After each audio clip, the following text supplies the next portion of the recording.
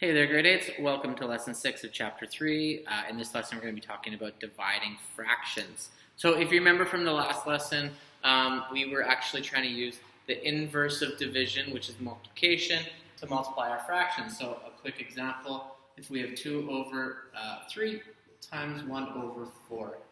Okay? So something, divided. Not starting off very well. Divided by this.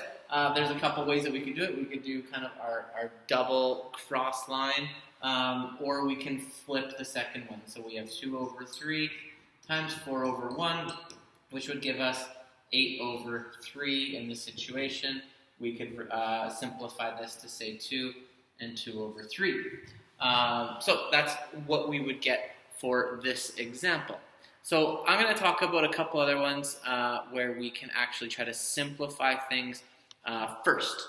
Okay, so let's see what happens. And this is something that we might want to try to do more and more. So if we have 4 over 5, and we're dividing it by 1 over 10. Okay, I'm going to flip it, so I'm going to say 4 over 5 times 10 over 1. Okay, I can simplify these two numbers here. So I have 10 and 5, I can divide them both by 5. So this is going to become a 2, this is going to become a 1.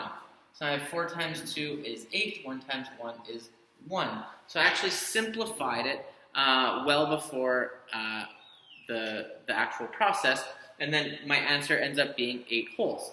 And that looks a whole lot easier than actually going about and saying 40 over 5, and then trying to find your common denominator, divide both of them by 5. Okay, so the earlier on that you can actually simplify your fractions, because a reminder in that example, what we technically have is 4 over 5 times 10 times 1. Okay, so technically anything that's on top can be simplified with anything that's on the bottom. So it doesn't necessarily have to be one directly on top of the other, because they are still connected as a fraction. All right, let's try another example. Okay, so if we have 3 over 4 divided by 5 over 6, okay? So this is one that will work as well, so we can try to reduce it. So if we have 3, let's go 3 times 6 over 4 times 5. I can reduce, because both of these are even, these two. I'll divide them both by 2, so now I've got 3 and 2. Okay? If I do this properly, then technically speaking, when I'm done, my fraction should be the most simplified, so I wouldn't have to reduce it. Okay? So 3 times 3 is 9, and then 2 times 5 is 10. It works out. I cannot reduce that fraction anymore. All right? Here's another one. Okay? And feel free to pause the video, try these questions out. So if we have 7 over 8 divided by 1 over 4. Okay, so if I rewrite it, I'm going to have 7 times 4 over 8 times 1. Okay, once again, I can reduce both of these by 4. Okay, so this is going to give me 1, this is going to give me 2. So 7 times 1 is 7, 2 times 1 is 2. And now I can turn this into my mixed number, and then I get 3 and 1/2. Okay? I don't have to worry about reducing my fraction any further. All right. We'll do one more. Okay, and then that'll be the end of this video. Actually, I'll probably do a couple more, because there might be some examples that you'll see where you're going to have a couple operations.